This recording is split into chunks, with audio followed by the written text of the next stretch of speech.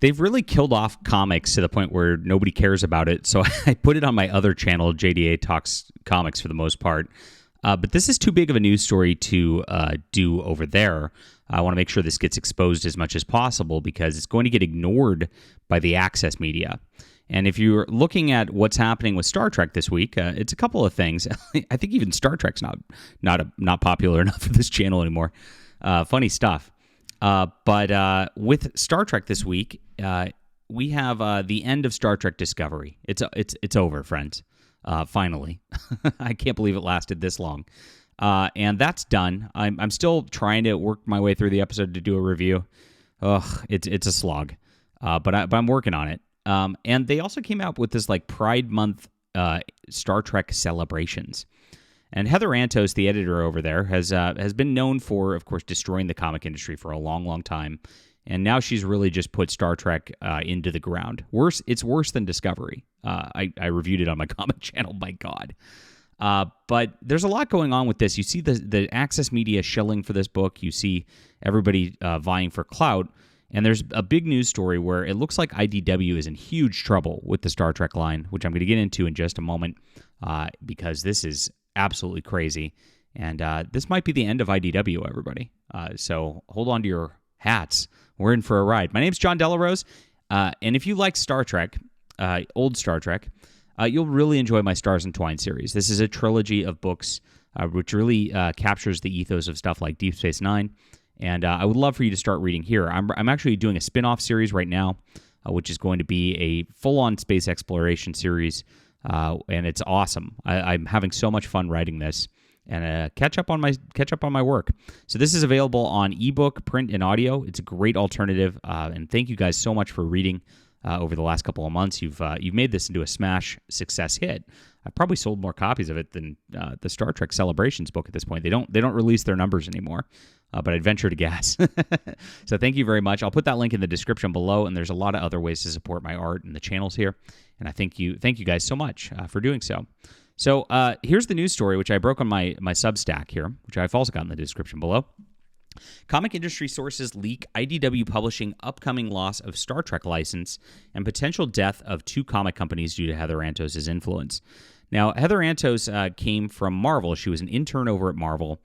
She kind of failed her way upward. She actually ditched the comic industry for a couple years, got roped back in, and she entered Valiant Comics, which is another thing I'm a big fan of. It's really weird how she's like making her way through the things I really care about, Valiant and Star Trek. Little nichier things than like the usual out there, but she's destroyed them every single time. Like Valiant used to sell, not great, but okay for an indie book. They would sell like 10,000 copies of their XO Man of War book, which was my favorite. But by the time Heather got through with it, it was in the drain, selling like 3,000. And she just brought her friends onto the book and didn't care. Disregarded continuity. If you go to any Valiant, and it's not just me talking about this, if you go to any Valiant forum where they talk about that XO Man of War where she was the editor, they view it as something that you should totally skip. You should pretend it doesn't exist because it was that bad. And she destroyed it. Now, Valiant Comics has gone through a lot of cycles, and this is another kind of longer lore for comics. They started in 1992. Jim Shooter headlined it, did a great job with their. They sold it to Acclaim, the video game company. Acclaim went out of business, and so their line dropped. And so they had a couple reboots there with the video game company trying to push that in there, and it didn't work very well. Now, somebody bought it, and Dinesh Shamdasani relaunched the line in 2012. And with that came some of the best comics of the last, 10 years. They're really good. If you can hunt those down, especially the XO Man of War by Robert Venditti, amazing stuff. And Harbinger by Joshua Dysart, too.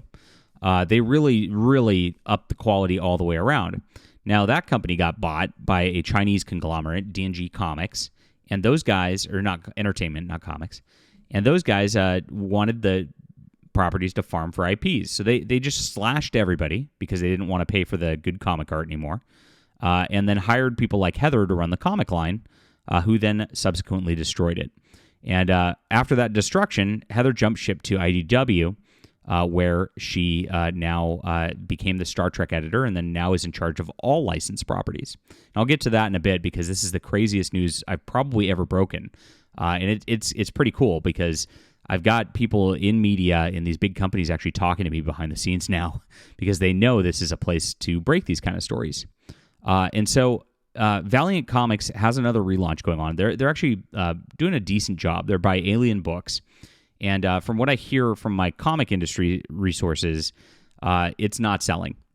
So even though like they're doing a decent job, like Heather's just like she salts the earth behind her.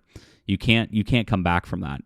And so those books are not selling, and it's very sad to me watching Valiant die like this. But the relaunch not going so well, not selling whatsoever. When I've talked to some bigger Valiant fans, basically the thought there is I've been burned so many times, with hope that I just can't come back anymore. And that's what happens with a lot of these properties.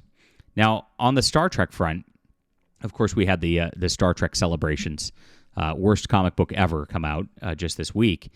But I actually spoke with somebody who is from Paramount, and that person tells me that they're getting their license yanked. So IDW, as a company, thrives on licenses. The reason they're performing poorly, in addition to poor sales and just their bad content in general, is because it's very expensive to buy all these licenses. Like they used to have Transformers, G.I. Joe. Those got nuked right before Heather got promoted here.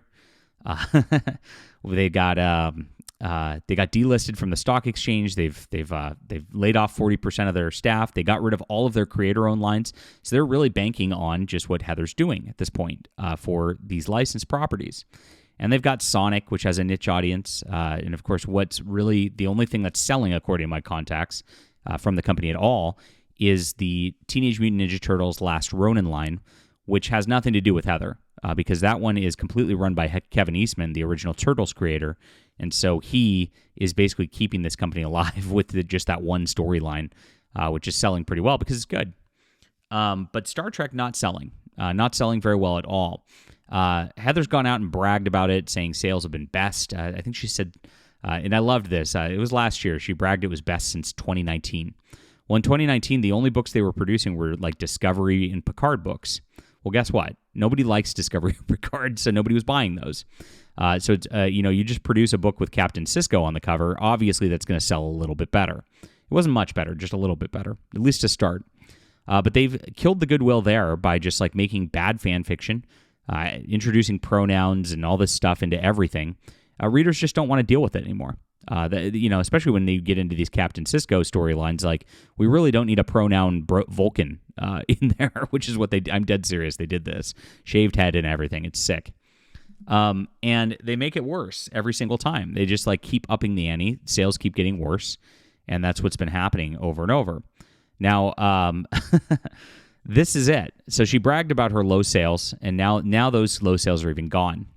Now they brag about getting award nominations in the Eisner Awards, and obviously, like, and I saw a post like about the Eisner Award nominated issue. This is how much they brag about it. They say in an issue that started as a joke, so literally a bad joke book where they're trolling fans got the award. And why is it getting the award? Just because of clout in the industry. Everybody just wants to appease this lady. I don't know why, but it doesn't matter much longer. She's about to lose this license. So my contact at Paramount says the license is gone. They're very not happy with IDW. They think that the direction that it's gone has been very, very bad over the last couple of years, and fans agree with it. It's been some of the worst Star Trek ever. There's some miniseries that are okay, but those look like they're holdovers from before. But the direction they're going has just been a nightmare, absolute nightmare. And moreover, like the Star Trek license is a very expensive one. The other thing that is the component about this on the other side is IDW is performing so poorly, and there's such a bloated amount of people working on this that they can't afford it. And I'm told IDW just cannot pay for the licensing fee. Very interesting. So we'll see what happens. Paramount people, I know some great publishers who we could take Star Trek to and do a great thing with. I'd be happy to spearhead that for you if you need some help with this, finding a better publisher than IDW. Gosh, can you imagine if they gave me control of the Star Trek line and how much I'd fix it real quick and how pissed all these people in this industry would be? It'd be amazing. But that's it. They've killed all goodwill for Star Trek. IDW is sinking like a rock. And even Heather Antos' Wake, just from Valiant Comics, is sinking that company just because she just killed all fan goodwill by being there. Very sad to watch. Huge news. And again, a lot of people are not reporting on this, but it'll come out soon, and we'll see what their reaction is. Leave a comment down below with what you think about this. Hit the like and subscribe button. Make sure to check out an alternative to Star Trek in the Oration War. You'll be very happy. The link's in the description below. We'll be back soon.